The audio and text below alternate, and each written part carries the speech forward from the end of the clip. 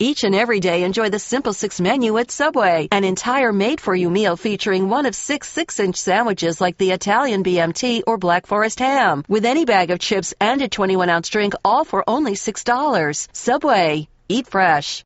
The BS Report is a free-flowing conversation that occasionally touches on mature subjects. The BS Report. The BS Report with Bill Simmons.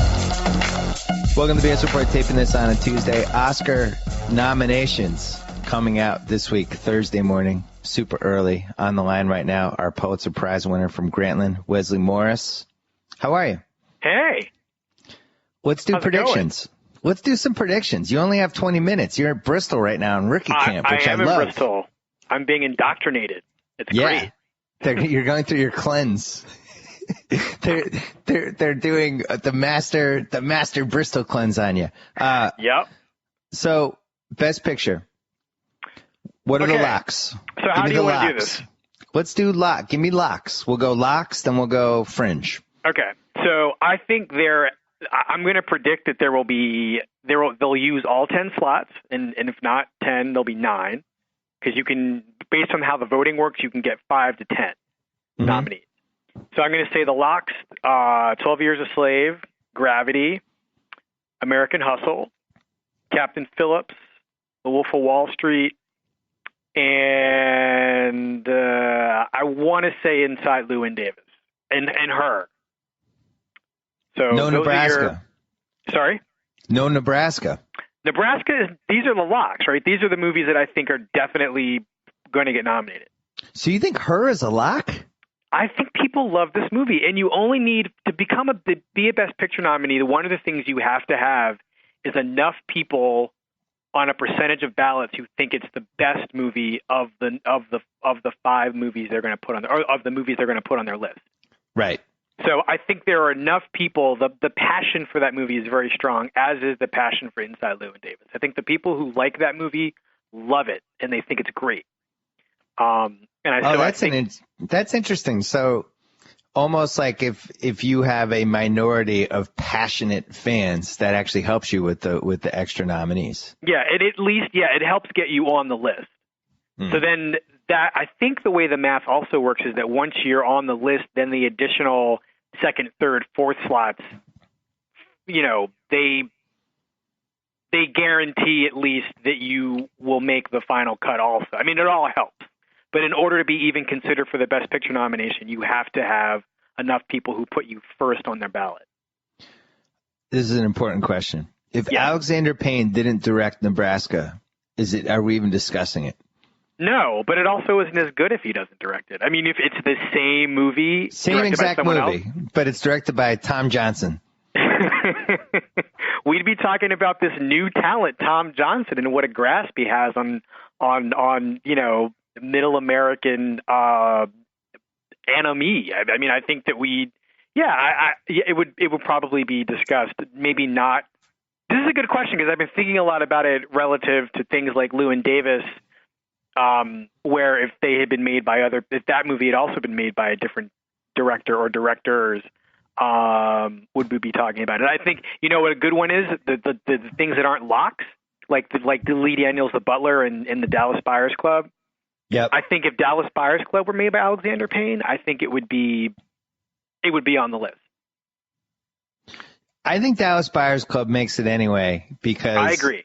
Of McConaughey and the performances, and he's getting nominated, and Jared Leto's getting nominated. And usually, wouldn't you say like if you're going to have 2 nominations in the acting from a movie, with the amount of nominees we have now, it'd be pretty hard for the movie not to make it.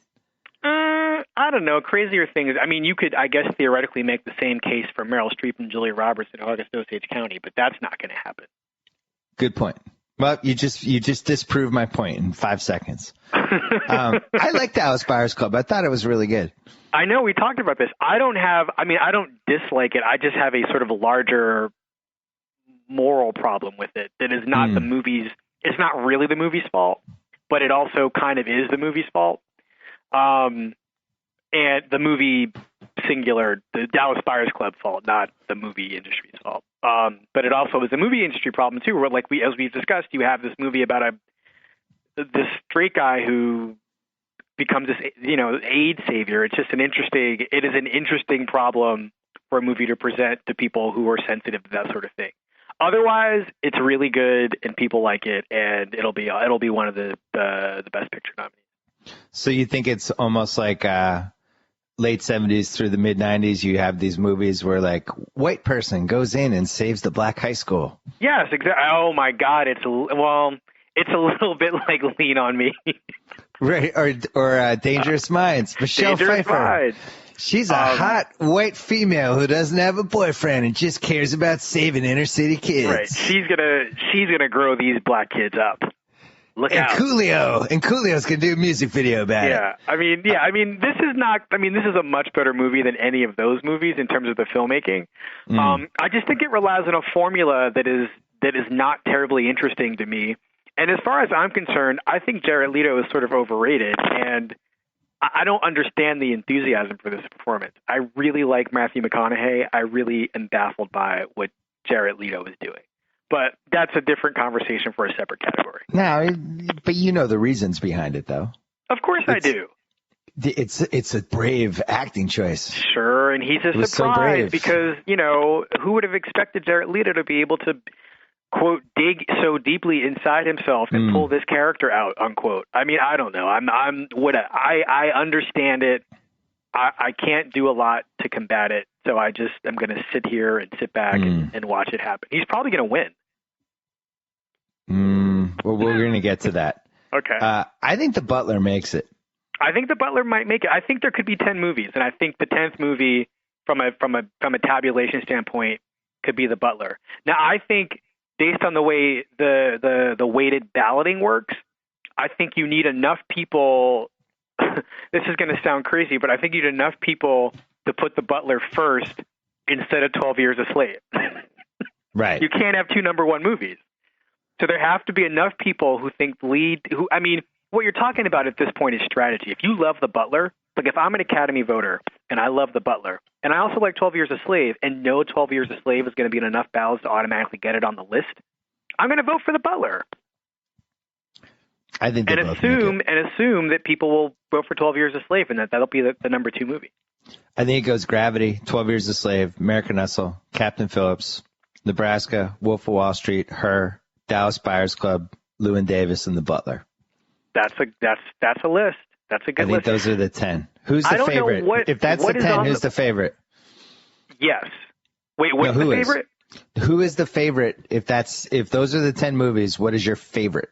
Not your personal favorite, but your Oscar favorite. Oh, I think 12 Years a Slave.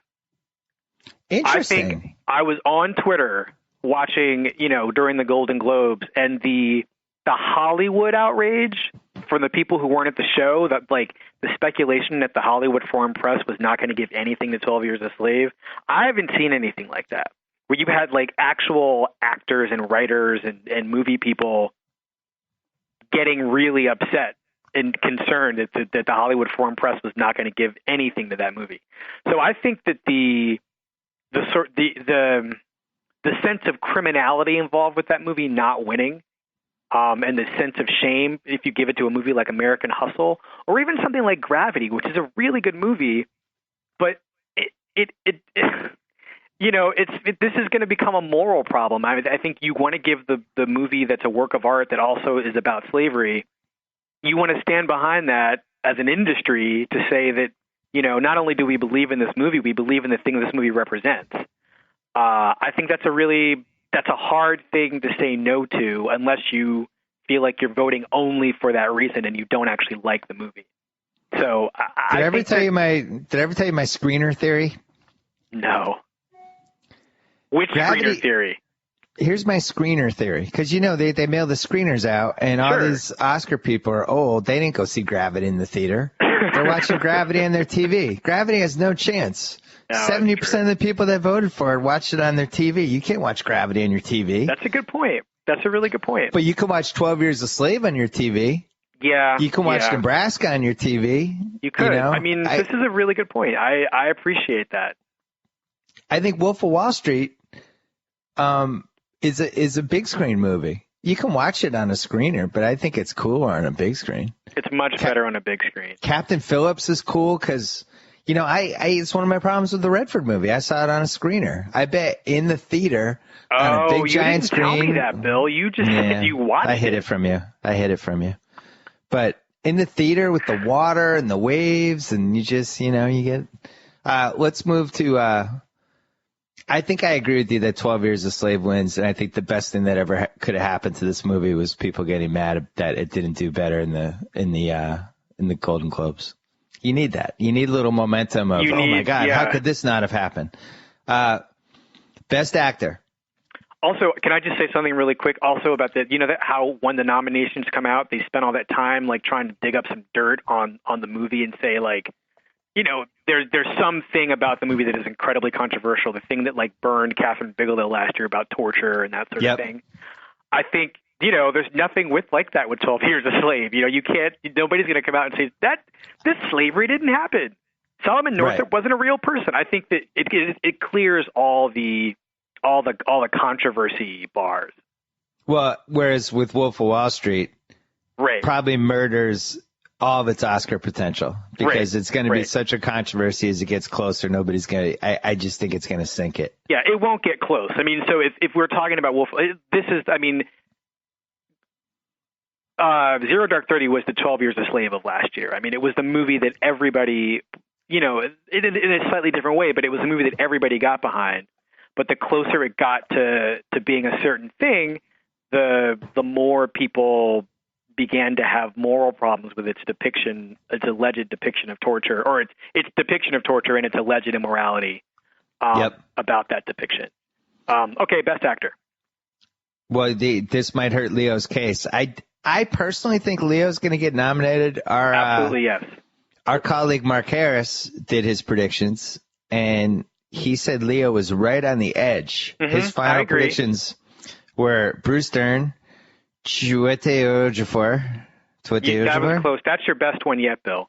Giannis Akapatumpo. Chiwetel Ejiofor. Yep. Tom Hanks, McConaughey, and Redford. I think the two locks. Ooh. Actually, the three locks I think are Hanks, Chiwetel Ejiofor, and McConaughey. Closer. McConaughey. I think those are your three. Listen, people don't listen to the BS Report for my pronunciations. They know I have real serious issues with pronunciations. So that would mean the last spot is sitting there for Christian Bale, Leo, Redford, and Bruce Dern. And sadly, God, Michael B. Jordan just got so screwed by when his movie came out. If it comes out in December, he gets nominated. But I just don't think there's any momentum for him. I agree. And Oscar Isaac is somebody else who I think personally is getting screwed, but who was in Inside Llewyn Davis. Yep. I think that my list is Chiwetel Ejiofor, Matthew McConaughey, Bruce Dern, Tom Hanks, and Leonardo DiCaprio. I don't think Redford makes it. We talked about this the last time. I know. The Bruce Dern versus Redford, it's a market correction. Only one can win. Yeah, no. I don't think it's an Oscar market, special edition Oscar market correction. And I also think that the chic of Bruce Dern is much higher. The kids love Bruce Dern. The oldsters love Bruce Dern. I think that there's a kind of cool that Bruce Dern has that Redford doesn't. He's sort of a eminence grise of Hollywood. He's eminence grise. He's like nobody can do anything. He's Robert Redford. He's an institution. It doesn't I don't think people get anything out of nominating him for Best Actor versus Bruce Dern, who there's a story there. I mean, he could use it. It would make him feel better to give it to him. Redford's going to be at Sundance. That starts on Thursday. I don't know. I just feel like Redford's the guy who doesn't get it. Also because of what we talked about before with the performance. I think people are having a harder time seeing what was so remarkable either about the movie or about his performance. And I think that for whatever reason, I think they'll think that Bruce Dern had a harder job to do. And I also think, we didn't talk about this before, but I think the boatness of that movie, I think there's a boat market correction that hurts Redford too, because Tom Hanks will get that. Oh, boat market correction. Interesting. The screener part hurts him too. And, no, I agree. That's another thing. By the way, somebody sent me an awesome market correction. Amy Adams is basically taking off Jessica Chastain's parts. She's just getting the leftovers. Jessica Chastain easily is in American Hustle with an American accent or an English accent, and hates Amy Adams' guts. That is so true. It's so good. It's true. It's one of the best ones ever. Our friend and colleague Andy Greenwald hates Amy Adams, and he's like, he thinks she takes everybody's parts. I had never thought about Jessica Chastain. Whoever that person is a genius, and we should talk about this. We're doing a market correction podcast before the Oscars. So, okay. Leo probably gets in. Yeah. The one, I can't believe I'm saying this, but the one wild card for me is Forrest Whitaker. I feel like The Butler could do much better in the Oscars than maybe we're prepared for emotionally. Yeah, I don't think it'll help Forrest Whitaker. I don't think that's going to help him. I still have my guard up. I would be happy if it happened, but I don't think you've got. I mean, even with Redford, Isaac, Jordan, and with those three on the cusp, and even Joaquin Phoenix, those are 8 stronger performances or 9 stronger performances than Forrest Whitaker's, and I like Forrest Whitaker. We don't have enough time for us to get in an argument about American Hustle, so we're going to save that for next time. Did you hate it? I'm not going to tip my cards now. We'll save it for another time. Best supporting actor, very quickly. Gandolfini's a lock because he's dead. The dead guy they put on. He's also good, Bill. He's also good in the movie, but listen, it is what the Oscars. There's certain things that are guarantees, and one of them is if you have a famous actor who was in a good movie and had a good performance and then died before the Oscars came out, he's going to get nominated. So he's in. Leto's in. Fassbender's in. Daniel Bruhl's in. Again, unless you want to say... Whoa, back up. Unless you want to say Bradley Cooper for that spot. You think... Can you make your case for Daniel Bruhl? Do you think people in Hollywood love... I mean, I like Rush, not as much as you, but I like it. And I think and Bruhl is the best thing about the movie. He was amazing in that movie. You're right. He's not a guarantee. I just want him to be in. Well, actually, let me go backwards.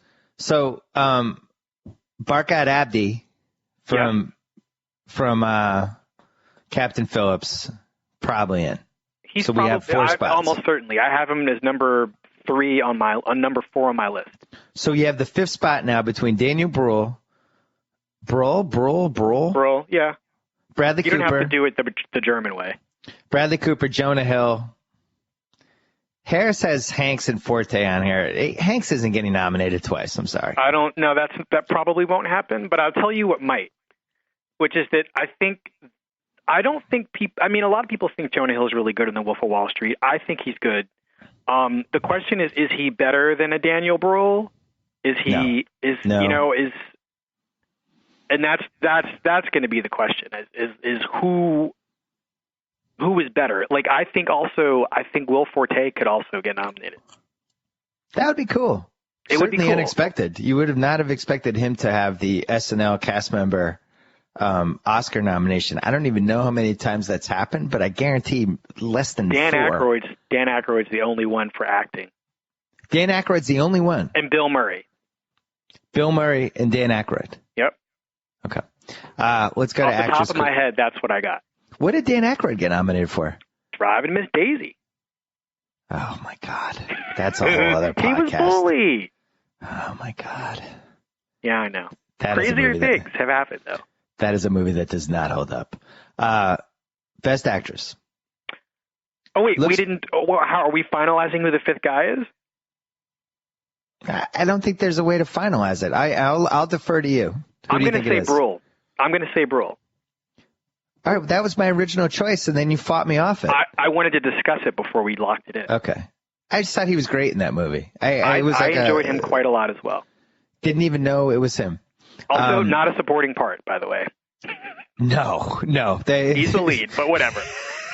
It's a great point.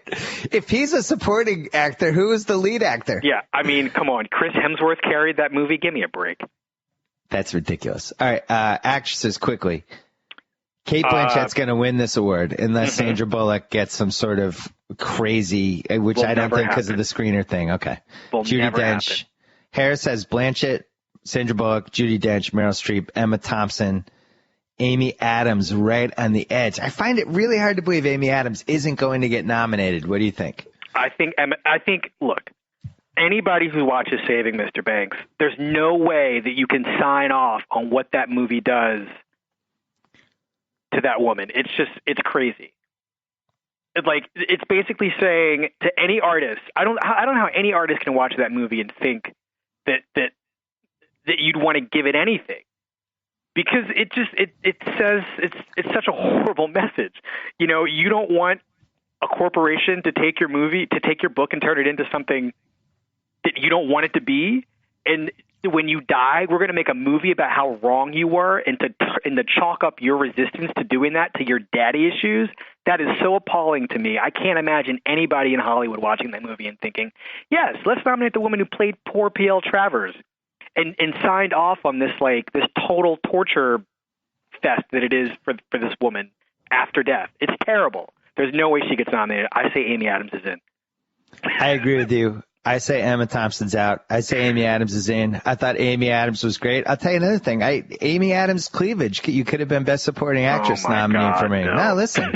The cleavage was used very effectively. And it kind of reinvented Amy Adams a little bit. It does reinvent Amy. I think The Fighter sort of did that quite effectively. Well, I'm talking remember the Miracle Bra with Aaron Brockovich and Julie Roberts? It's like, yes. Julie Roberts. Yeah. You know, there's a femininity to her that I wasn't expecting with Amy Adams. And I didn't think she could play a part like that is my end point. I'm hoping as an Amy Adams fan that lots of people feel that way and she gets nominated. I also think that if Emma Thompson does get in, it'll be Meryl Streep who doesn't make the cut, not Amy Adams. Because I think that Meryl Streep is quite alarming in this movie. She might even be bad.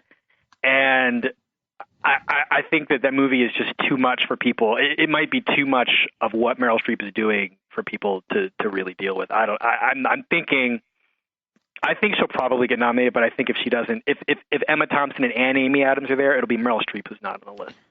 I got to be honest. I did not watch August Osage County. I just couldn't do it. I just couldn't.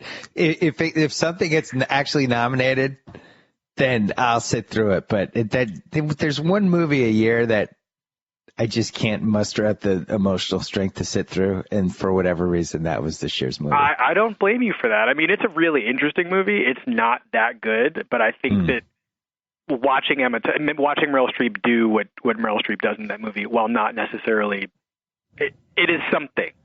Right. It is everything, actually. It's everything all at the same time. We don't have to spend a lot of time on Best Supporting Actress, but Jennifer Lawrence is going to be involved. Yes. I think Oprah gets nominated, and Lupita Nyong'o from 12 Years a Slave, who was excellent, she gets in. And then after that, it could be 10 people. I thought Sarah Paulson was really good in 12 Years a Slave. I agree. I just think she's going to be – I think she's overshadowed. I think that conversation about who was good in that movie got set in stone like the minute it came out. Because there's two or three really good performances that aren't the other three people.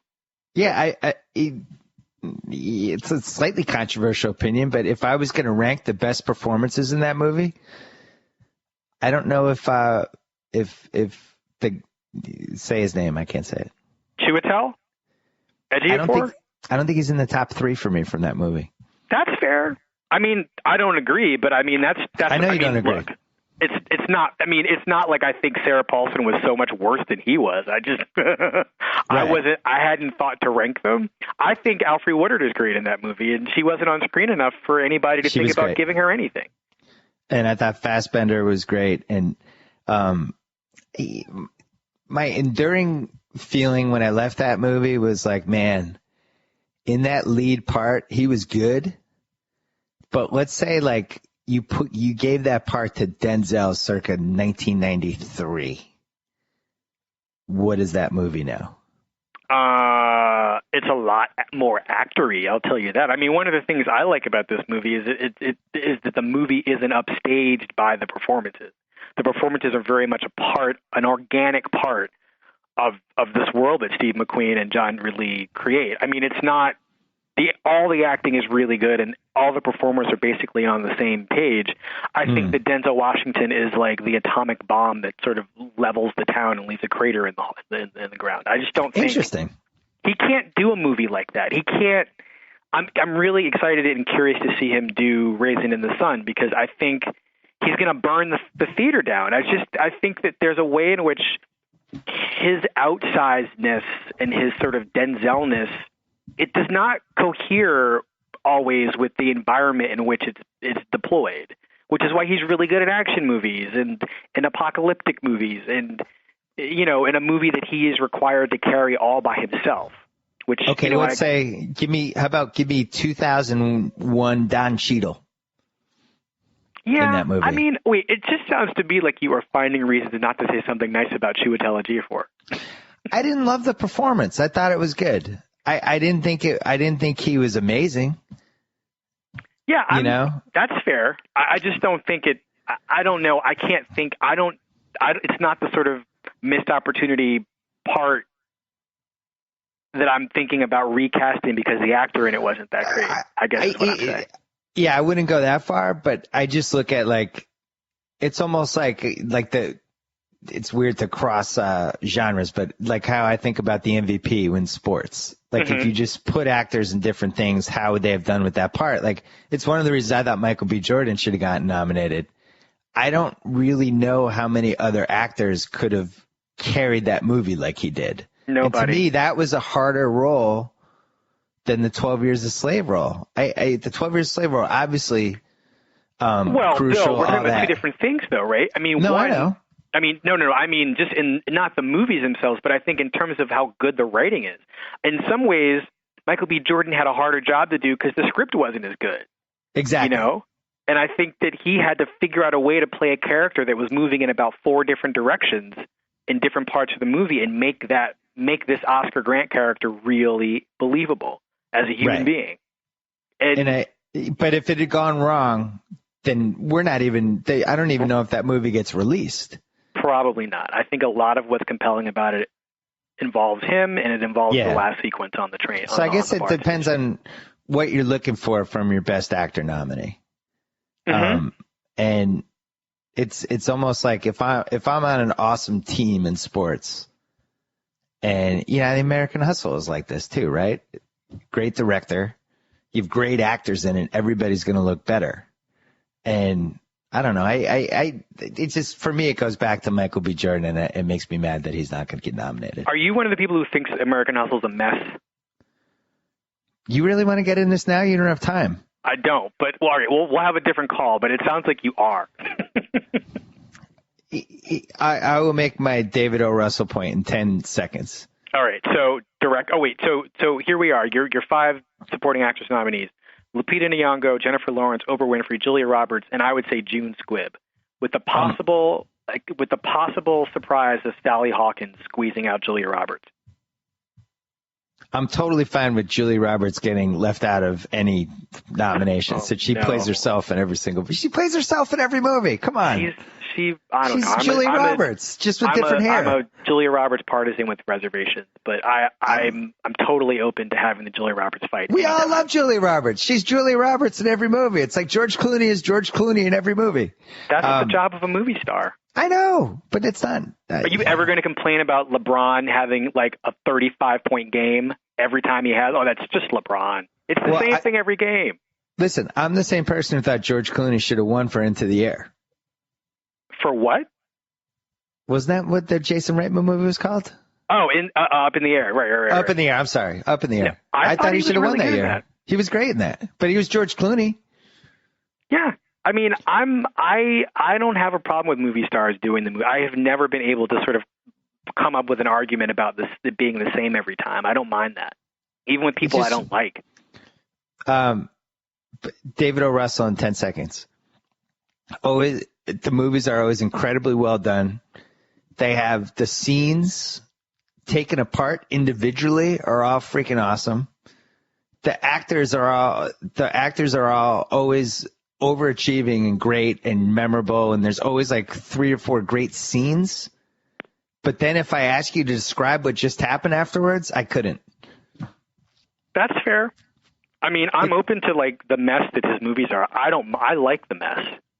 But I also feel like there's a way in which I would love to see him, like, so with something like The Fighter, I think, which he didn't write, I think he was looking for a way to make that movie sing while beholden to a script that he didn't have anything to do with. I like the challenges that he faces when he's not solely responsible for the material, as he at least is being a co-writer of a lot of his movies.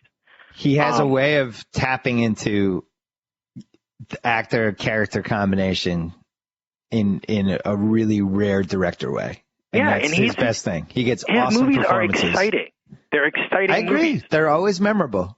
But I always leave them like thinking like, oh man, I wish this had been different, or what were they doing there? You know what I mean? He is a good case though of somebody getting back to your issues with Chiwetel Ejiofor in 12 Years a Slave. Like, he is somebody who I sometimes leave his movies wondering, well, I wonder what X director would have done with that same movie. To be fair, I don't have issues with the performance. I just think when you're talking about a best actor category and you're saying these were the 5 best performances of the year, and this is an especially great year. I mean, in other years, he's a no-brainer. I would say this year is one of the best Oscar years of the last 20 years. In terms of performances. Yes. Yeah, performances, just movies. Like, I mean, some years there's no way we would have gotten to 10 movies. This year you could have made a case for 12 or 13. You know? And I think more than 5 people in each category, too. Hell yeah. And director is really fascinating. And then you also have you got to go, so we can't even talk about directors. But you have real names. Let's do director real fast. Coen Brothers. You got Scorsese, as DiCaprio says, Scorsese. He would David know. O. Russell. David O. Russell has to be nominated. Yes. Steve McQueen has to be nominated. So who's the 5th? Cuarón. Oh yeah, him too. Oh, so somebody's getting bumped. Or is that the 5? Here are your 5. It's Steve McQueen for 12 Years a Slave, Alfonso Cuarón for Gravity, David O. Russell for American Hustle, Martin Scorsese for The Wolf of Wall Street, and I'm going to say Paul Greengrass for Captain Phillips, with Spike Jonze and Joel and Ethan Coen on the bubble. Because I just feel like the directors branch just doesn't. First of all, the 5 people on this list are like doing phenomenally obvious work. Like it's undeniable how good what they're doing is. I think with the Coen brothers and Inside Llewyn Davis, it's just not. It's very directed, but it's not. Listen, it's not as blatantly directed as the other 5 movies. I've given up trying to understand why the Coen brothers get so much love with this stuff. So I just always, by default, put them into these categories. Yeah, no, I don't think they're going to get nominated. And I understand and support your bafflement. Why isn't Joaquin Phoenix in any of these conversations? It's just too good a year. And his performance, I mean, by Joaquin Phoenix's own bar, the standards of his own previous work, it just isn't even close to the master. It's a different thing, and it's beautiful, and it's touching, and it's so great to see him playing like a recognizable human being as opposed to these severely damaged people that he normally plays. But I just feel like he suffers this year from there just being a wealth of options. And he's somebody who would be on the list in a less good year, but it's just too good a year. Same with Spike Jonze, who could get nominated, and Paul Greengrass is out. I'm okay. By the way, I'm totally okay with that. I didn't love Captain Phillips. Oh, I know. Yeah. I mean, and I understand that. I don't know what you didn't love about it. Did you just find it kind of flat? It was very good. I didn't love it. Okay. That's fair. That's totally fair. It was good. Kept my interest. It was one of those movies they gave away too much in the trailer. So I wasn't totally surprised at any point. I thought Hanks was really good. It kind of made me, I just think that Hanks can keep cranking out a performance like this every couple years. Mm-hmm. Is really starting to help him, kind of keep the gap between him and everyone else from his generation. Yeah, I mean, talk about a movie star who does not so much the same thing every time, but can rely on his innate goodness to make you watch almost anything and enjoy it, except for Saving Mr. Banks, which is totally not enjoyable. I mean, you could make a case. You could really legitimately make a case that he's the greatest lead actor of the last 40 years. And he probably is. Would have a very difficult time stopping you from doing that. It's just that I would like to see him work more at this level. doing anything. I think that he also needs a woman or some sort of co-star. Like, I mean, I think he in some ways misses a Meg Ryan or, an actor that he has really good chemistry with. I'd like to see him work on the same page with another star. I told you my mustache Tom Hanks theory, right? No. If he's in a mustache, I'm out. I'm just out. Point blank out. Mustache Tom Hanks out. You're out of my life. That's fair. I don't understand the mustache either, but I don't disagree with it. It's always a bad sign. The only time he ever had a mustache and was in a good movie was in Philadelphia in the gay theater scene, and it was only for one scene. He didn't keep it going the whole movie, but usually when he has a mustache, that means he's becoming like artsy fartsy Tom Hanks, or like taking a chance Tom Hanks. You're saying Mr. Banks is a bad idea. I saw the mustache in the trailer. I was like, I'm not gonna like that movie. But he has a goatee in Captain Phillips. Well, here's the flaw for Captain Phillips for me, and nobody's willing to talk about this, but the Boston accent is really shaky. Oh, people have mentioned it. It's a shaky accent. It's a shaky accent. It sucks in the beginning. He kind of goes away from it as the movie goes along. Suddenly, it's not as pronounced as it was early, and it's like if you want to nitpick in an unbelievable year for movies, you could build a decent case around that. But not enough to overwhelm how just awesome he is. Not enough. But I mean, if you're like, if I'm in the Michael B. Jordan camp, if this is politics and I'm trying to pick apart the other actors, I'm pointing to the Tom Hanks thing and I'm like, look, all the we gave Costner over the years for shitty accents, this Tom Hanks Boston accent is bullshit. It sucked. Yeah, that's fair. But he doesn't have to use it that much, which I guess allows him to get away with it a lot more.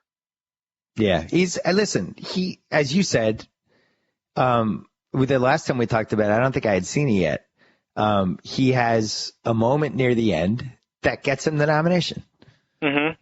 And that's it. Like if you can hit those heights if you have a good performance in a movie, but you have that one takeaway scene, that's it. By the way, another guy who's a hot mess, you're going to get so mad. You're probably going to hang up. I think P.T. Anderson is like Russell. I got to hang up. I know. Look, but hear me out, though. Incredible scenes, incredible performances, but the start to finish coherence, that's my point. I don't understand these. I know you'd be upset. I didn't think you'd be happy with the comment. That's why I said it. I mean, it also is a D move because I got to hang up. Magnolia is the perfect example of a David O. Russell type movie. Unbelievable performances. It's all over the place. All over the place. No? I'm not disagreeing with you. I am going to hang up. But I will say before I do that like Anderson is a visionary. I know he's your number one director. That's why I hesitated to bring it up. He's one of the great American directors. I'm with you. I totally agree. Just saying. His lack of coherence, I don't know. I mean, I don't think Moby Dick's coherent either, but it's a great book. I know he's your number one. Just pointing out. He's my favorite. You can kick me in the. But you love David O. Russell too. I don't love David O. Russell the way I love a lot of other directors. I'm excited about what David O. Russell does. I love, like everybody else, to see him make a musical. Whatever he does is exciting to me, but I don't love him in the way that I love the great directors that I love. I mean, he's just not that kind of filmmaker, but he's getting really close to being that. I mean, I think that his eye has gotten a lot better over the years, and I think his energy has always been really strong. I think once he finds a subject that lets his camera do a lot of the work, I would be thrilled I'd be thrilled to have the David O. Russell is a great director conversation. But I think for now, he's a really, really good director, especially with actors. There's almost no one better. I think Anderson is the David Foster Wallace of directors. And that's a compliment. That is a compliment. I can't. One of a kind. There's negative. Nobody like him. He doesn't care about. He cramps so much into what he's doing. He does scenes and things that no other writer is doing, and he's going to go in some weird directions. Yeah, I guess that's my overall point. I'm excited to see, and I think he's doing Inherent Vice next, the Thomas Pynchon book. I'm excited to see two people guilty of what you're describing feed off each other. I'm curious to see what that movie's like. Go back to rookie camp. Next time we should mention we're going to, as my phone rings in the background, we're going to do once we get closer to the Oscars, you're going to do something for the Grantland channel. Boy, that's annoying. We're going to start really soon, like as soon as I'm done with Sundance. Right. You're going to come here and we're going to do a little Grantland channel breakdown action. We don't know who your co-host is yet. We're working on it. We're working on it. We have some fun options for it, but I'm really excited for this, and it'll be exciting to. I think this is every once in a while the Oscars are awesome, and this is going to be one of those years. I feel like. Yeah, I think the whole thing is going to be great. I know this is going to not sound very cool. I don't care. I think Ellen's going to be a great host. I agree. Wesley Morris, thank you. Okay. We will talk to you as we get closer to the Oscars. All right. Have a great day. You too. All right, we're flipping over from the pop culture side from movies to television. On the phone right now from Grantland, Andy Greenwald. Andy, my wife set her new personal record on Sunday night. She fell asleep 17 different times during True Detective. That's fantastic. Yeah, I've always liked your wife. She's good taste in TV. Only 60 minutes long, somehow fell asleep 17 different times, then woke up and asked, did I miss something? 16 of those times. So that was great. This could be useful for you in the future, because now if you ever want to like get away with something, you could just play audio of Matthew McConaughey drawling about the existence and crucifixion, and she will immediately fall asleep, right? It's like hypnotism. I didn't like it. I thought you were going to come at me the other way. I'm under assault here. I'm one of the few people that didn't like it, so I'm happy to hear this. I love your corner. I love the corner you took. I thought it was brave, and I'm with you. I thought it was too slow. It was weirdly compelling. Yeah. I'm sure it's headed somewhere, but I just felt like every scene McConaughey and Harrelson looked like they had smoked a giant bowl right before the scene and then acted their way through it like that. The hairdos were weird. Like us trying to buy that Woody Harrelson – you just put some blonde hair on him, and he's 17 years ago. That was weird, and to me, it was like the worst possible Coen Brothers movie. Well, I'm not going to take that bait, but I think that, I mean, two things. Like you watch this show, True Detective, and like the production values are so high, the actors are so talented, the intelligence behind it is committed, like it's serious, but. Didn't you get the feeling that it's just teetering on the edge of total word? I don't remember if we're allowed to say on your show or not, but the BS in the title of the podcast, like it's just kind of teetering on the edge of it. And if they'd spent a little less money on the camera work, or maybe they didn't get Matthew McConaughey, they got like Josh Lucas, we would kind of see through the whole thing. 1,000%. I said that to my wife during one of the times when she was awake. I said, if this wasn't McConaughey and Harrelson was like two of the dudes from Low Winter Sun, this isn't on the air. Yeah. Oh, exactly. I think also, I've seen 4 episodes, and there are parts that are good and there are parts that aren't good. But in general, this is the show. I mean, it doesn't change very much. And I think that the guy who wrote it, so fire, get ready.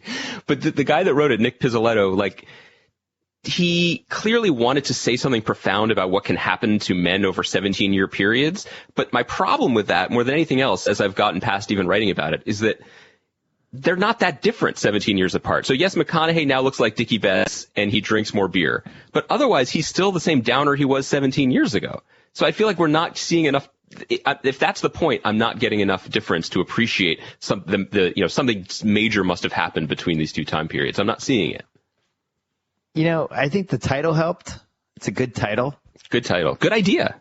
I think people were ready for a show like this. So you saw the ad or the trailer or whatever, and you were like, oh, McConaughey and Woody Harrelson, this looks cool. And I think a lot of people are in deep denial. Well, because also people are now, and this is a really good thing, that TV audiences really want two things. They want full stories told to them. So they want closure. So the idea that this is it's an anthology series, meaning this mystery with these two dudes will be solved in 8 episodes. And if it gets a second season, which it will, there'll be a whole new cast and a whole new mystery. So people are into that. And people are also really into the idea of, let's just stick with that. I mean, one story per year is something that people are really ready for. Oh, I remember my other point. My other point was that, it's written and directed by one guy, 2 different guys. but it has a consistency of vision. I mean, it's kind of like an art project in that way. And I think TV has been headed more towards Wesley's terrain, more towards movies in that sense, that it's sort of auteur driven. And I like that. But the problem is, if you entrust a project to these two guys, what if you don't like what they have to say? You're stuck with it. Right. And I like this direction in general, and I hope things go this way more. We've talked about it before. If we could have some great 8 to 10 episode TV shows that just end, awesome. Yeah, I'll take it. And that's really the beauty of the format. And if you're an actor like McConaughey or Harrelson, and you're doing a movie and you can crank out one of these in 3 or 4 months, you try to win an Emmy and a Golden Globe, and you kind of keep your name out there, and it's cool, and you get to play a character, and then you're out. That's a good thing. I hope we keep going in that direction. I think we are, for sure. But I have to say, I was surprised that you didn't like it, because you find serial killers more interesting than I do, right? Have you also reached your limit? No, I am an admitted serial killer Hollywood fan. But I draw the line. Like, I hate The Following. The Following sucks. It's a bad show. I'm not going to watch it just because I enjoyed certain serial killer things.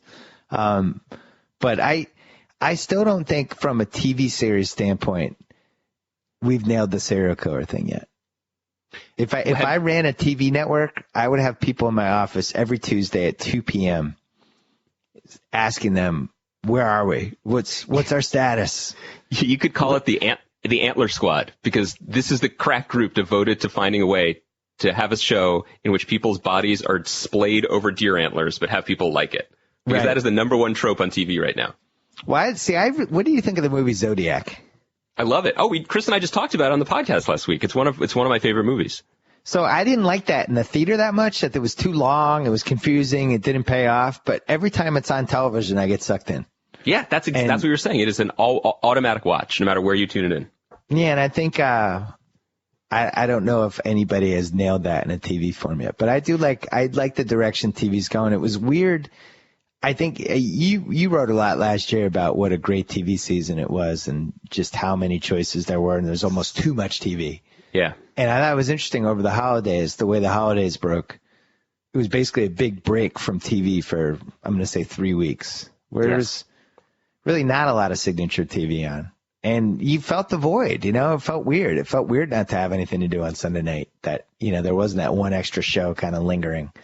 And now all of a sudden everyththing came back with both barrels all over the place. There's so much. And now there's too much again. There's too much again. And Dave Itzkoff wrote a piece in the Times this week basically trying to get to the bottom of why everything is on Sunday night. And you would think that people would get more creative with their scheduling, because there's, like we said, there's just too much. And this Sunday night, Showtime brought back their entire slate of shows. So it was Shameless and Episodes, and another one of the shows that I'm blanking on right now. Oh, House of Lies. And HBO, that's my feeling as well. HBO had 2 episodes of Girls. It had True Detective premiere. But then a lot of people who watch TV weren't even watching any of it. They were watching the Golden Globes. And I guess the idea is Sunday now adds that stamp, that it's prestige, that it's important, that it's part of our national conversation. So regardless of when you watch it, and studies have shown that most people don't watch these shows on Sunday night, they won't take it seriously unless it originally airs then. So you're saying they DVR them? Yeah, I think in the story in the Times, it talked about how among the most time-shifted shows in general, not a majority of them, but a good number of them are Sunday night shows, like Mad Men, like that. More people watch Mad Men during the week than they do on Sunday. It feels like Tuesday night would be a good night to kind of reclaim the signature TV night. I get the Sunday night thing. The Sopranos started it, in my opinion. Once the Sopranos became a thing and that became the routine, then other networks were trying to get in there. I thought there was a cool quote in this piece too from someone who I think is more of a psychologist, but said that Sunday night is the perfect time because you're coming off the weekend and you're starting to get ready to think about being around people again. So watching TV is kind of socializing. Like, we're ready to accept other people's stories because come Monday morning, we're going to hear a lot of them again. That's interesting. I like that. AMC is in a drought. Yeah, AMC is in a bad way. What are they? So Mad Men comes back April? Well, AMC is not only in a bad way, but they have such bad PR in the sense that all their announcements kind of look like bad news is snowballing, when in fact they have the highest rated show on all of television in Walking Dead. So they're not really in trouble, but creatively it seems that way because Breaking Bad is done. Mad Men was supposed to end this year. It's coming back in April, but they decided to once again try to stretch the goods. And so they've split Mad Men's final season into 2 years of 7 episodes. So this won't be ending now until summer 2015. And the only shows that they've officially greenlit after the disaster of Low Winter Sun are spinoffs. Better Call Saul, the Breaking Bad prequel with Bob Odenkirk, is happening, and a Walking Dead spinoff of some kind is also happening. So it looks a little dire. They do have 2 new shows coming soon that I haven't seen either of them. They're both period pieces. One is a Revolutionary War spy story starring the kid who was in Billy Elliot, who I guess is no longer a kid, and another one is called Halt and Catch Fire, and that's the one I'm more interested in. That's a period piece set in the 80s. In like the Silicon Valley, the Silicon Valley that sprung up in Texas. Right. It's too bad McConaughey's not around for that one. You know what Low Winter Sun is? To cross, I love to cross back and forth with a pop culture analogy for sports and vice versa, almost to my own detriment all the time. But Low Winter Sun to me was like, AMC had a really good team, but they also had this lottery pick. Yeah. And they were like, we're developing, but also like for the long term, we're good too, because we have this lottery pick coming. It's going to be awesome. And then the lottery pick was like Anthony Bennett. It was just a bust. And I don't think they were really prepared for a world when that show was going to be a bust. I think they thought that was going to be the next one. Their confidence was surging. And the master plan was like, all right, we got Walking Dead. That's our show that just crushes. We're going to split Mad Men up. And then we have Low Winter Sun as like in the Breaking Bad slot. And then it was terrible.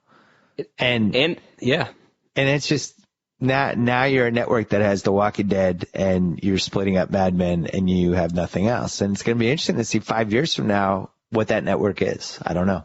Well, it's so much of this stuff is really still PR, and when fans do pay attention to this stuff now. I mean, you wouldn't, a few years ago, you wouldn't know the network executives' names, but you wouldn't know the showrunners' names. And so people remember that AMC is the network that gets into these big fights with Matt Weiner from Mad Men, with Vince Gilligan from Breaking Bad, that tries to just stretch every dollar by throwing on these cheapy talk shows after every episode of their new stuff, like Talking Dead and Talking Bad. It adds an air of desperation for a network that has no reason to be desperate because it has the number one show on TV. And even a PR perspective, Low Winter Sun was awful, but they did themselves no favors with the way they treated it by jamming it into Breaking Bad and basically making all the Breaking Bad fans resent it because of the way it was being shoved down their throat, and it was nowhere near as good. I think they would have had better luck with the show if they had let it breathe on its own. Yeah, there's a lesson to be learned from that, I feel like, that you can't force feed a show. Exactly. Especially when you completely misunderstand what it is that people like about your popular show. Because if you watch those two, you would think that people watch Breaking Bad because people did mean things, which was maybe part of why some people watched, but that was not why Breaking Bad was good. It was weird seeing those guys at Golden Globes. I'm starting to worry about Aaron Paul. I was going to bring it up. I know, right? If he's still saying in 2 years, but hasn't been in a movie or a television show, I think we're all going to be concerned. Didn't you feel bad for him when Vince Gilligan threw him out there? I did. I didn't like it. It's like, come on. First of all, there's been a small movement for Aaron Paul to maybe move into the Paul Walker slot. R.I.P. Paul Walker in Fast and Furious, which is a very interesting idea. I'm not against it. I think he's perfect because the thing about Aaron Paul, I think he's a good actor, but it's almost irrelevant now because people just like him. So you can put him in something successful that buys his career an extra 10 years, and then he can do what he wants on the side. He needs to find something else because, it's possible. Like Michael Imperioli was Spider for 8 years. Yep. Or 10 years, however long it was. And when he was on The Sopranos, like, oh, Spider's on it? Really? They gave Spider? He's one of the lead people? That's crazy. But the problem is now he's Christopher. Now he's the tequila salesman, and the problem is tequila salesman. But Aaron Paul is already in like Ciroc ads. He's way ahead. He shouldn't have started doing the liquor ad part of his career yet. That's true. He's got to be really careful, really, really careful over the next 6 months. First of all, I would stop doing things with Bryan Cranston for like 3 months. Just stop being in magazine photo shoots and all that stuff. Just kind of phase back for a couple months. Didn't it feel weird when Cranston, who, by all accounts, great guy, supportive, good friend to everyone, but when he was like, thanks to Aaron Paul, who's a good actor, why did he add that? You didn't need to add that, I thought that was kind of a weird little subtweet from the stage. Weird. You love the Golden Globes. Golden Globes are fun. Good hosts. Everyone's drunk. Yeah. It helps take the whole thing less seriously because it's so ridiculous. What did you think? Did you watch?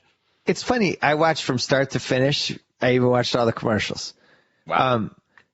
People are about how long it took some of the winners to walk to the stage. Yeah. I go the other way. I loved it. I think watching drunk people try to navigate some sort of convoluted traffic path is riveting. They absolutely undersell that. They need to get what are the names of those cameras that they have at NFL games now where it swings they need like on the two GoPro axes? helmets. Yeah. How much fun would it be to watch the navigation? And then you could have commentators be like, this was their better route, but they actually had to, that they wanted to go and kiss, kiss Michael Douglas's ring or whatever. So they picked the wrong route and this added this much time. And you could probably detect so much actual truth about relationships in Hollywood by the routes people take in the Golden Globes. Elizabeth Moss almost seemed like she might not get there. Like they just might have to keep the show going. It's like, oh, she went the wrong way. Just cut her off. She's out. They almost just gave it to Bissett again. They were just like, just keep her going. That was my favorite. As somebody who was there for the Deep in 1977 when I was like 7, watching her in a white T-shirt. Yep. And not really understanding the magnitude of it, going all the way through now to 2014, the Golden Globes. It's nice to still have her around. She looked great. She still looks like a lot of fun. She's great at parties, clearly. What 5 shows should be on my DVR right now, season pass? Oh, so we haven't talked in a minute. Did you watch Masters of Sex? I was really high on that at the end of the year. I'm going to binge watch it. That's a tough binge watch. I think it does better with some time between them, but I'm really high on that show. Okay. Sherlock is back. Have you watched that? Nope. I'm writing about that this week. It's the British version. It's just each season is 3 fantastic hour-and-a-half long episodes. It's Benedict Cumberbatch, Martin Freeman. It's a modern day Sherlock Holmes. People haven't watched it, but it is so fast and clever and smart, and I'm very excited that's back. Does it bother you that England produces so much good TV? It's starting to. Yeah. I feel like we might need to invade them. I think that, we're starting maybe to send some military over there, just kind of lay the smackdown and maybe take some of the creative people back. One thing anytime I've gotten too far down that road, one thing that English people have been very helpful to remind me is that we don't get all of it. We are basically skimming the creamiest cream from the top, and that the rest is pretty, not bad, but just as bad as ours. So, imagine if you were living in England and you were only watching, Breaking Bad and Mad Men, you'd think that everything here is, actually they probably know better that it's not, but I think that, just to go all the way back to what you were saying about True Detective, for all of its flaws, is basically the English model of TV show running, in that it's, all written by one guy, and they have a beginning, middle, and end before they launch it, and it only has to be as many episodes as the story needs. So I'm hopeful that the more of these shows like Sherlock, like Black Mirror, like Orphan Black that come over here and get people excited, the more networks will finally drop the old way of doing things and start to adopt that. I heard you and Chris, one of the podcasts in late December, either one of you or both of you loved Top of the Lake. Yeah, we both did. We were both all over it. Yeah, you both did. One of you had it as the show of the year, though. That was me. That was me. Top of the Lake, show of the year. Yeah, it was bold. And you said one of the things you loved about it was it took the American convention of like a cop type of thriller or whatever. Yeah. And you said, and it gave a Jane Campion spin. And I was driving like 85 miles an hour on the highway. I just started laughing. I was like, wow, that sounds horrible. I definitely don't want to watch a cop drama with a Jane Campion spin. But you were like really high on it. The one thing you should never do is try to like cull my comments for the podcast for like for the poster. Can you imagine these? I make everything sound awful.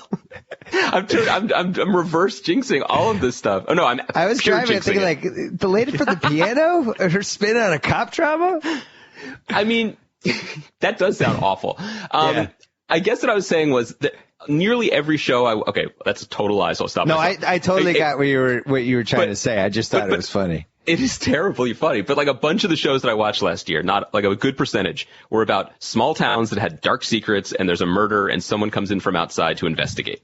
This is like the number one trope now for TV shows. I mean, The Killing was like that. Broadchurch was like that last year. And this is, so what Top of the Lake did was that idea, but it was from such a weird left field point of view. It had Elizabeth Moss won the Golden Globe for it, and it's just weirdly funny when you think it's going to be horrifying. It's horrifying when you think it's going to be funny, and it was just unlike anything else I watched, which is probably why I ranked it number one. So I would recommend that. You know, when on this podcast, I love to just shell out hit ideas for TV shows. Just give them away. Just give the industry's listening. Just give them away free. I think a lot of the success of TV and movies sometimes just has to do with the fact that people are ready for something they haven't had in a while. Yeah. So like Scream in 1997. I think it was 97. People hadn't had a horror movie, yeah. Hadn't had a good, well-done horror movie in a while. People were just ready. They didn't know they were ready, but they were ready and they didn't realize it. And then it came out and they're like, oh, this is fun. I think people are ready for another OC type show. Oh, I totally agree. I think the culture, the internet,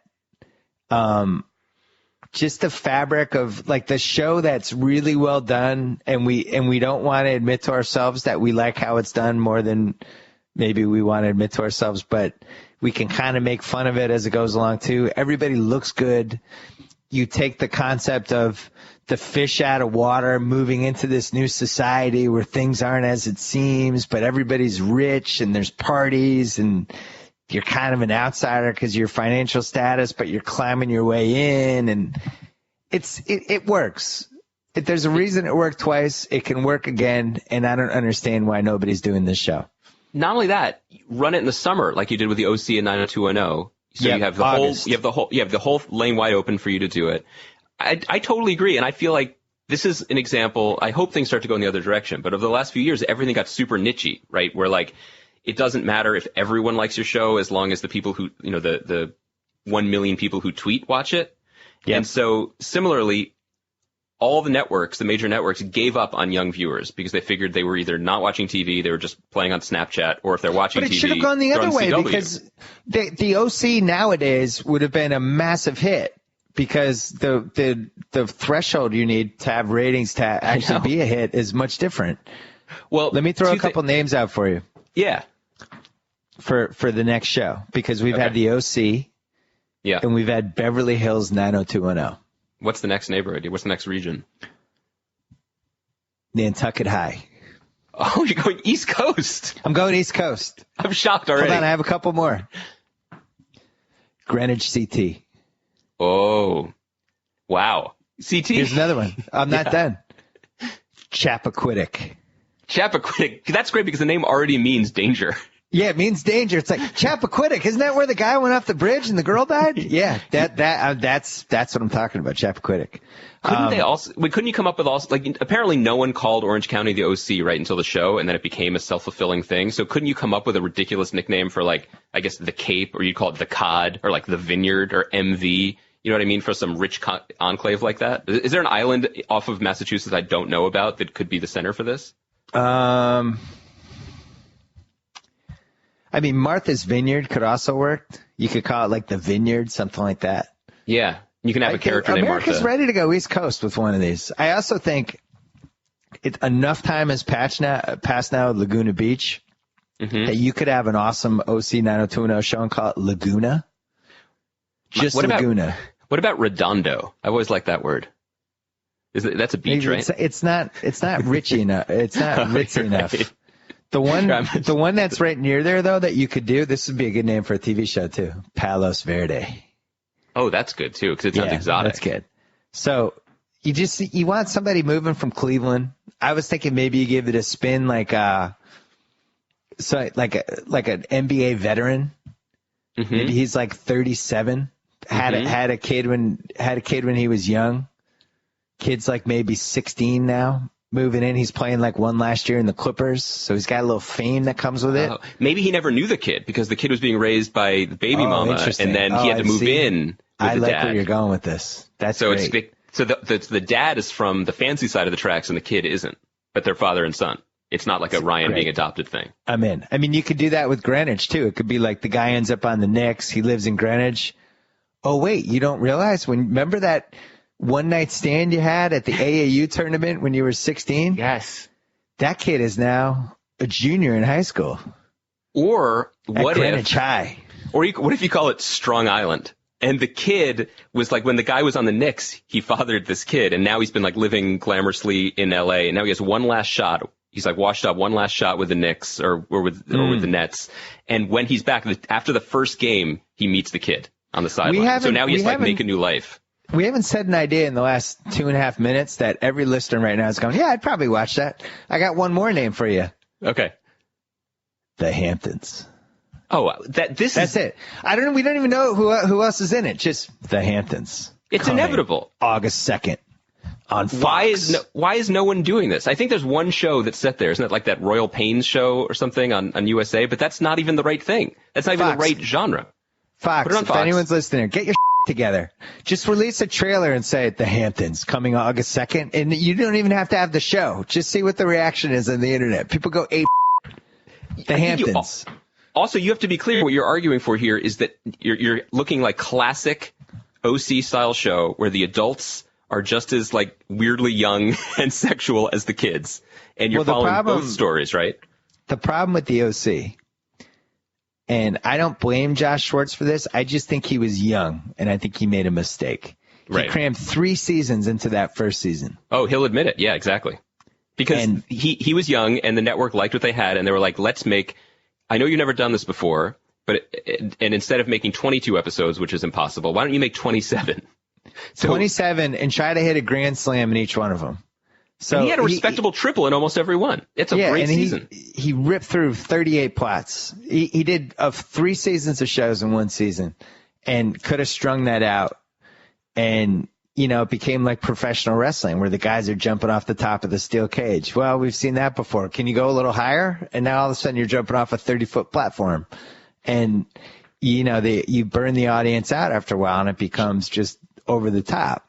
Here's my question for you, though, as the executive producer. Yeah. Each one of these shows, if you go from 90210 to OC to Gossip Girl, each one has sort of raised the bar in terms of shock. To the degree that when you watch it 10 years later, it seems totally benign and not shocking at all. But, for that moment, people seem really like whether it was, Brenda losing her virginity or I don't remember anything shocking on the OC, like a lesbian kiss, to those ads the Gossip Girl put up that were like OMFG because people were making out. So what is the next iteration? What is the thing that, even though it's an old-fashioned type of show, what is the thing that the Hamptons does that'll seem in place with an edgier 21st century mindset?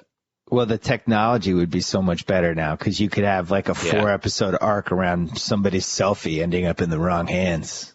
That's true. Everything is linked together, yeah. Yeah, and it'd be so much easier to have scandal now in the internet era. The other thing that you could do with the Hamptons is if the kid is moving from his or her, whatever we've decided, from the mother's place, which is maybe in like a not nice part of Queens, to where the dad's living in the Hamptons, you get both cities. You get like a grungier New York, and then you get like the fantasy land. So it's like Chino and the OC, but maybe you balance out the two sides a little bit. People don't. I think the OC is now a little bit underrated with how smart the characters are developed. Like Jimmy Cooper was a really good character that should have worked on a much bigger scale. What happened? They defanged him immediately. He lost all his money. Yep. But we should have seen him be wealthy for longer than he was. Yeah. That should have been Jimmy Cooper losing his money should have been season 3. Also, wasn't that ahead of its time? Because this was like 2004. Pre-Madoff, yeah. It was exactly. It was pre-Madoff, pre the economy tanking. So the idea that there were swindlers in the real estate market seemed like that was sort of a fanciful idea, not the foundation of what was going on in the country. All right, so rank these titles in order of what you'd want to see them the most. Okay. Laguna, right? Nantucket, Greenwich CT, the Hamptons, Chappaquiddick, or the Vineyard. I think the last 3 are my favorite. Hamptons is easy number 1 because that just you say it and you understand. As opposed to Greenwich CT. Coming on Fox, August 2nd, the Hamptons. I don't understand Greenwich CT. I mean, I live on the East Coast and I'm a little lost. Wealthiest place in America. But I think you'd have to call it like Richtown. You know what I mean? I feel like people hear Connecticut and they're like, that's where the long part of 95 is, you know, or that's where ESPN is. I feel like they don't realize that part of Connecticut. Okay. So I like point. Hamptons. I like Hamptons. I like Chappaquiddick because of the political angle and just everyone sort of cringes when they hear it. And I like the Vineyard because it's kind of lame. But specific, very specific. All right. Because everyone thinks it's a show. Everyone thinks it'll be a show about grape farmers, you know? You never gave me the other 3 shows in your DVR, and then we have to go. Oh, well, the show I'm most excited about. Did you watch The Americans last year? Did I sell you on that? I'm going to binge watch. I watched the first 3, fell behind. It became too daunting, and now I got to regroup. That's probably my favorite ongoing show. It comes back February 26th on FX. What else? I feel like the other ones going right now are ones that you're in on. I mean, Girls is back, and that's controversial, but I'm a fan. Did you watch this week? Was your wife sleeping still, or did you watch? Oh no, my wife would never ever in a second fall asleep during a Girls episode. I need more Jessa. I talked about this a tiny bit yesterday with Sal on the podcast, but I love Jessa. Jessa's my favorite character on that show, and my rule with all characters is if you could spin them off into another show. Would you watch it? Yes. And the show is still watchable, then that's a great character. And Jess is almost overqualified to be a supporting character. I'm a huge fan. I'm a fan of the actress. I like the character. I never know what she's going to do. Because she's my favorite. Because her just quitting this life in Brooklyn and like going to Marrakesh for a lost weekend, like that's a show I'd rather watch actually. That sounds like a pretty cool show. I agree with you on that. Yeah, I'm a little burned out on Lena Dunham and Adam. This is what happens when people get coupled up. It's not as interesting. Never. Very rarely does it work. I think I mentioned Sherlock. I mentioned The Americans. Can I give you? Yeah. Hold on. I have a quick theory on Girls.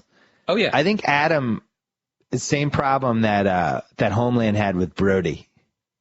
Oh, it was a character that was supposed to be a one and done, a la the John Calipari Kentucky guys, and people liked the character and it was interesting, and they decided they had to figure out ways to keep the character around.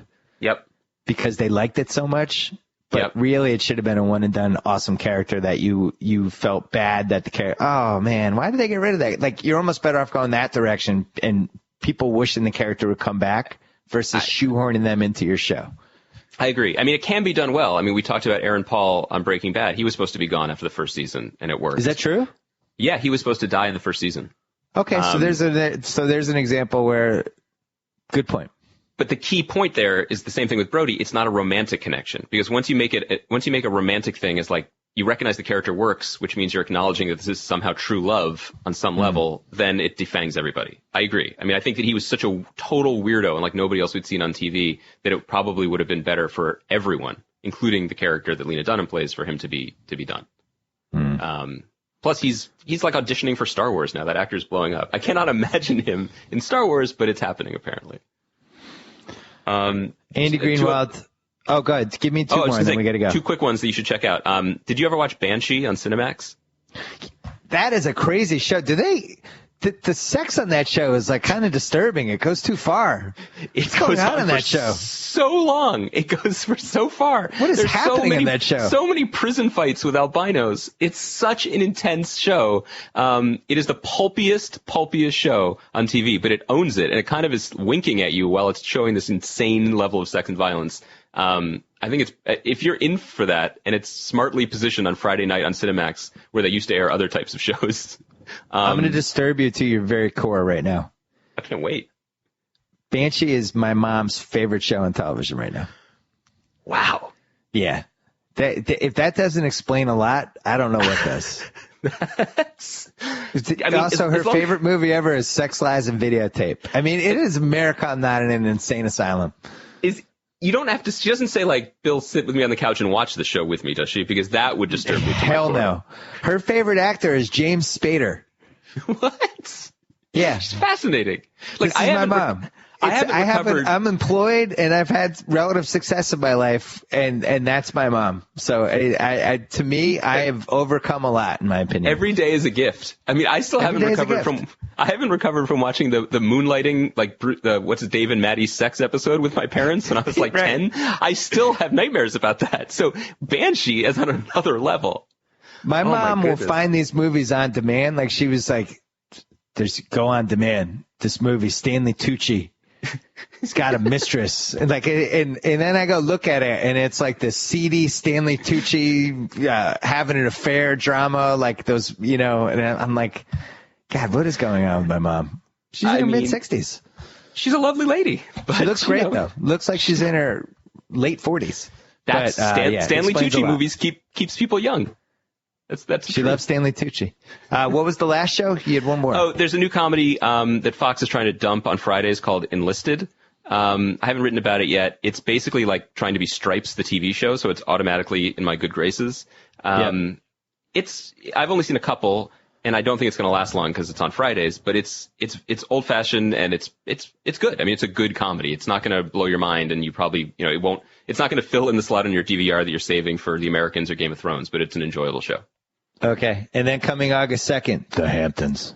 I can't wait. Oh, I can't wait. You could put the billboard up right now, even without casting it, and people would get excited. Don't think I'm not eyeing Adam Brody for a comeback for The Hamptons. We're ready for Adam Brody back in our lives. Tanned, rested, and ready. Brody 14. 1,000% ready. And don't think I don't have my eye on Amber Heard. She's ready. She's ready. She was in that Palm Springs CW one that didn't make it, but she knows the format. She was in the Playboy Club. She is ready to wear, questionable outfits on primetime television. We should just write a whole Grantland piece about the exact recipe for how this show would work. Because one of the keys is you need one of your 3 lead actresses to be somebody who ends up in a ton of blind items and might have a really bad coke problem and is dating rich people like Brody Jenner, people like that. That's an essential part. She has to be a sleeper cell because she has to be sweet girl next door in the first season. And then the stories have to start leaking out. Yeah, and then like selfies and with like weird stuff, and there might be a sex tape, but TMZ looked at it and they're not positive it's her. Like you need that aspect of it. She's definitely going to suffer from exhaustion at some point. In quotes. It's going to happen. Andy Greenwald, as always, a pleasure. This podcast was way too long. I apologize to the BS Report fans. Thank you to Wesley Morris. Thank you to Andy. And last thing, if you love TV, check out our latest 30 for 30 about Tanya and Nancy from the 94 Olympics, if you remember. One of them may or may not have hired somebody to try to cripple the other one, and it became one of the 6 or 7 most watched television events of all time. We did a 30 for 30 about it. It's called Tanya and Nancy. It's on ESPN Thursday night. Set your DVRs. It's a good one. We will be back on the BS Report later in the week. Thank you. Target to sign off. Whoa. Thank you for downloading the BS Report with Bill Simmons. Too much fun. Check out more podcasts at the iTunes Music Store or at Podcenter at ESPNradio.com. Peace out. Geico presents Strange Savings Stories. Astronomers detected an interstellar transmission. It stated, Geico, 15 minutes could save you 15% or more. The implications were staggering. Was the cosmos telling us we could all save hundreds on car insurance with Geico? Or did their radar merely pick up a signal from the nearby Rufus and Clyde's morning show? We may never know. Geico, 15 minutes could save you 15% or more on car insurance.